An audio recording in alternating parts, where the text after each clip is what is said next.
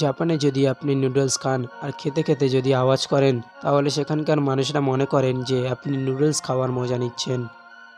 জাপানে প্রতি বছরে 1500 বার আর্থকুয়েক হয়, মানে ভূমিকম্প হয়, যার জন্য প্রতি বছরে 18,000 মানুষ মারা যায়। জাপানের পুরো পপুলেশন যদি দেখা যায়, তাহলে সেখানে টোটাল পপুলেশন হচ্ছে 126 মিলিয়ন। জাপানে কারোদের বাড়িতে আপনি জুতো পরে তাদের ঘরের মধ্যে ঢুকতে পারবেন না, তার জন্য আলাদা করে জুতো রাখা আছে।